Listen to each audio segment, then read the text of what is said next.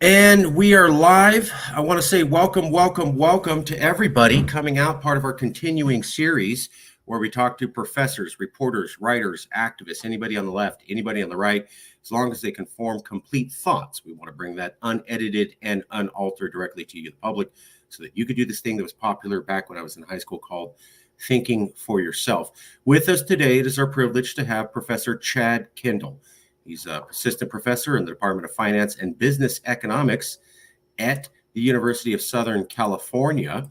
Let's give a little bit of background about the professor real quick. He's on the phone with us right now, and we'll introduce you to him in just a second. But first, Chad Kendall, assistant professor of finance and business economics, is an applied microeconomist that specializes in political economy and behavioral economics. He's particularly interested in institutions such as financial markets and voting, and in the roles of that information and bounded rationality play in the functioning of these institutions. His work has been published in top economic journals, including Econometrica and American Economic Review. He has a PhD in economics from the University of British Columbia, a master's in economics from Simon Fraser University, and a engineering physics from Simon Fraser. Also, some professional experience. He's been a professor at the University of Southern California, and he was also at the National Bureau of Economic Research Political Economy Program. Some of the papers that he's worked on is political parties as drivers of U.S. political polarization, the common good and voter polarization, unbundling polarization, market panics, frenzies, and information efficiency theory and experiment, the time cost of information, financial markets, are biased beliefs fit to survive, and how do voters respond to information? Evidence from a randomized campaign. And this is the study where I found the professor. But before we get into that, let's check in and see how well I did. Professor, did I say anything wrong? Do we need to correct anything at all about your background, sir? No, that all sounds right. Okay. All right. It's going better than we planned. So this paper, Political Parties as Drivers of U.S. Polarization, you're looking at from the year 1927 to 2018, and it came out in 2023. So my two questions to you are kind of they relate to the same thing. Why was this a worthwhile topic to write about in 2023? And what was it you were trying to find or explore? And before you answer, if you could answer both as an academic and as just an American with two working eyeballs, and explain it as if you're talking to somebody who's been asleep in a cave for 5 years. I don't know what's going on. Why is polarization an issue in America? Why is this study relevant? Why did you think this was the right thing to look at this particular time? Okay, great. So I think anybody that hasn't been asleep in a cave for has probably got a pretty good idea that the public and the parties within Congress seem to be pretty divided along partisan lines, Republicans and Democrats, and that seems, just from listening to the media, that seems to have been increasingly so over, say the past decade and perhaps before that. In this paper, we're particularly looking at typically referred to as so we're thinking of polarization of members themselves. And there's been other academic work that basically tries to measure polarization. And the simple way to think about it is just to think about the way they vote when they vote in Congress. And what you can see if you just look at the voting data is Republicans have more consistently voted with other Republicans, and Democrats have more consistent. Just give it a second. Technical difficulties. We'll get the professor right back in just a second. Just give me a minute here.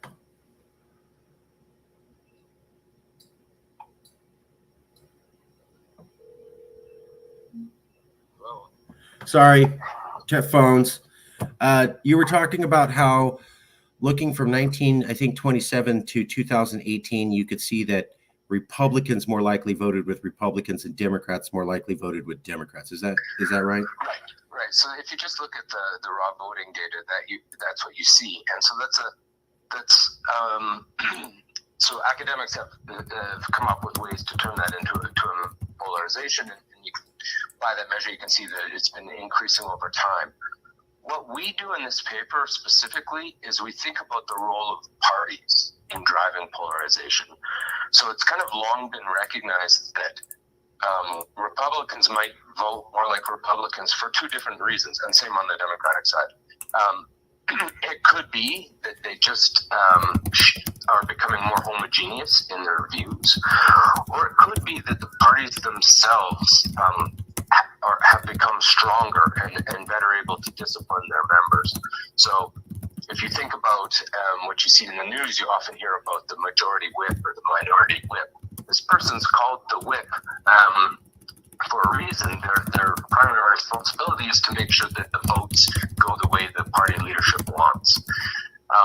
And so the parties themselves have lots of kind of carrots and sticks that they can use to get members of Congress on their side to vote the way that they want. And so what we do in this paper is we come up with a methodology to basically separate how much of the voting within party is driven by parties exercising their punishments and rewards, and how much is just due to the fact that they view things similarly. And to put it succinctly, what we show is that party strength has been growing a lot over time. If you look from 1927 until almost up to present day, it's been sort of U-shaped, but at the current time, parties are stronger than they ever have been, and so we're basically showing that that's a component of why we see this polarization within Congress.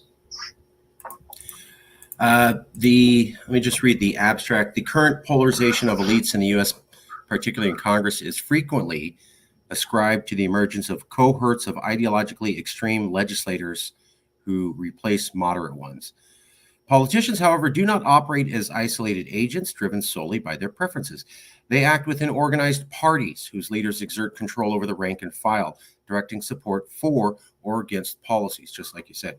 This paper shows that the omission of party pressure as a driver of political polarization is consequential for our understanding of this phenomenon.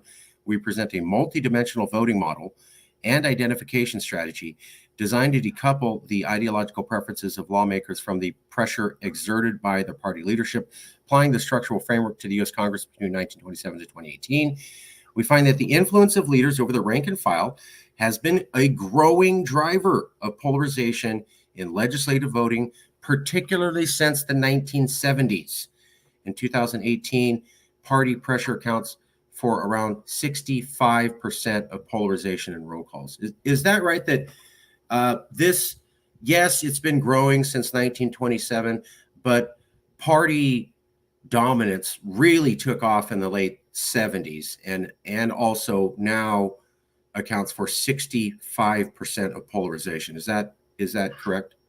Yeah, that's right. So if you look at what so basically methodology allows us to pick up a measure of party strength, you can think of, and you can think of it as basically how far into their ranks are they able to reach. So if parties are very strong, they can discipline or they can get votes the way they want from even very centrist moderate members. And if you look, there's basically a kink in this measure that starts up kind of in the late 70s, early 80s, and then just ramps up to present day. So the story largely is political parties have been growing in strength. They really took off in the late 70s. And then by 2018, which is a couple of years ago, it was 2/3 of the reason why we have polarization is these parties themselves. Is that right? Yeah, that's right. So according to our measure, and let me just say that why we think this is important, because if you think that parties are just becoming increasingly genius, that is increasingly just technical difficulties. Give it a second. Okay, there you are. We have you back. Sorry. If you're thinking parties are increasingly difficult, increasingly. If if you think that didn't have a role for parties, the traditional story will they're just being replaced by extremists that all vote similarly, and this is what's creating polarization within Congress. If that's the case, I mean, voters are electing the extremists, so perhaps we don't want to do anything about it. I mean, you know, they're being elected for reasons, but if it's really about that, there is potential to alleviate polarization by changing the institutions themselves to basically try to take some power away from parties. So our story presents kind of a different way of thinking about polarization and suggests maybe a different solution. So that's why we think it's important. What might be the solution if political parties having too much dominance is bad? What is the possible solution to that? More power to individual politicians?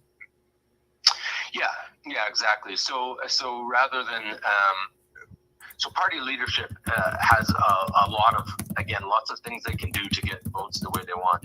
I mean, they can, for example, they can appoint people to specific committees, and so if you vote the way they want, they can put you on a highly influential committee, and if you don't, then they can decide not to.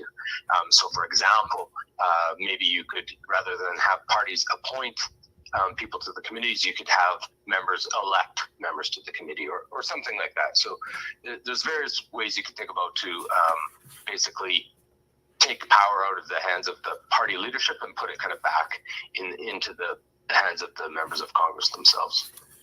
That makes a lot of sense to me. And the reason it does is that I'm holding up now, I know you can't see it, but there's a book called Fault Lines. Fault Lines, A History of the United States Since 1974 by Professors Kevin Cruz and Julian Zelizer.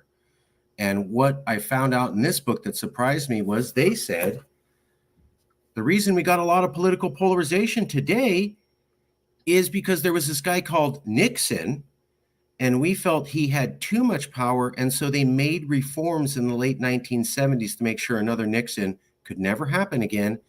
And what they did was they started creating the problems that we see today. Oh, that one politician has too much power. Let's fix that so that can never happen again by putting all this power in the parties. And now here we are with another problem. That's very interesting. Actually, I have not read that book. Perhaps I should give it a read. It seems to mesh pretty well with our story. It meshes very well because you guys were saying roughly in the late 1970s, party polarization took off. That's when they say the reforms took place. And, you know, you go back to the 1970s, hey, nobody had ever seen anything like what Nixon did. So the American people are scared. The legislators are scared. They're like, this is the biggest problem we have. We need to make sure that never happens again. And they did. But then they created new problems that they had no idea were going to happen. Takes decades to play out. For sure. So how do we, I mean, is the only option to dealing with this polarization from the parties to give more power to individual politicians to basically return more towards the Nixon era before the reforms we saw in the late 1970s? I mean, if believe what we're saying in our research, that's kind of the potentially the best approach. Again, if you think of the other reason, so we're saying, by the way, that we're not saying that there hasn't been polarization due to extremists replacing moderates. We do see that as well. We're just saying that's not the only thing. That's not the only story. You know, in terms of the question about extremists replacing moderates, again, question of whether if you could change it, whether you would even want. I mean, the voters are responsible for electing who they want, and if they like more extreme people, I mean, they're representing the voters. It's not clear that we would want to mess with that. You're not, it sounds, Professor, like you're not totally buying into this theory of the voters are these innocent sheep and they just happen to get stuck with these incredibly polarizing politicians. And they don't really have any reason to do that. It's just kind of they get tricked into it. It sounds like what you're saying is, come on, guys. The voters kind of got to like a polarizing politician. That's why they keep getting elected. Am I misinterpreting, Professor? Yeah, so there's actually, there's opposing views within political science and within economics about the sophistication of voters. But I have other work showing that voters, they act in fairly sophisticated ways in terms of in another paper, we, for example, give them information about the quality and ideological positions of candidates, and we see that they update and they vote accordingly. Wow. So from that kind of work, we tend to think that voters are rational, as economists would call it, or somewhat rational, and they're not kind of these naive sheep that sometimes has been put forth as characterizing voters. So I think the reality is probably somewhere in between. I think there are voters that are taking the information they receive seriously, and there probably are others that are kind of just following along with whatever the party tells them. Fair. I'd seen a lot of, like you said, there's a debate in political science. I'd seen a lot of professors in the political science space basically paint the voters out as these good-natured, pure souls who are just duped and tricked and kind of pushed into corners without knowing what's going on. And that didn't exactly match up with voters that I know in my personal life, that they are devoid of any higher thought or ability to understand what politics in the nation are. And that's why I asked. And I like your answer. That makes a lot of sense. The people know what they're doing. They're not. I think we have to give them some credit for sure.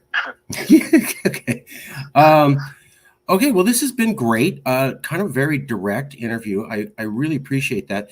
Is there something you wanted to say about the study that we haven't been able to cover, or I didn't ask, but it's a really juicy thing, and you're like, oh, I need to make sure to point this out? No, I don't think so. I think we summarized it quite well. Okay. Well, then let me ask you my last two questions. You're not me. You're a third-party person watching this interview, and they go, wow, I didn't know all that. I learned a lot. But I'm struggling to remember it all, and it's 5 days after I watched this interview. And while I struggle to remember all the interesting things I learned, there was this one thing the professor said that I can't get out of my head. What is that one thing you want a viewer to not be able to stop thinking about 5 days after watching this interview? I guess the summary would be that political parties are responsible for some of the polarization that we see. That makes sense. Last question. You don't have to answer, but we always ask, do you have any recommendations? Do you know anybody who might be open to a conversation about political polarization? We hope you found the interview to be fair. You don't have to name anybody, but we always try to see if we can keep the conversation going.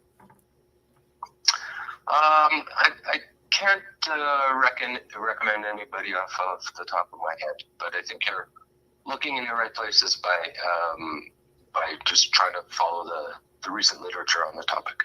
I really appreciate that. Thank you so much. And I will email you a copy of the interview shortly. And I want to say thank you for your time, Professor. Thank you for coming out. Okay. Thank you, Marcus. Okay. Bye-bye. Bye. That's it. And we'll see you soon with another interview. We have a couple more coming up this week. See you soon.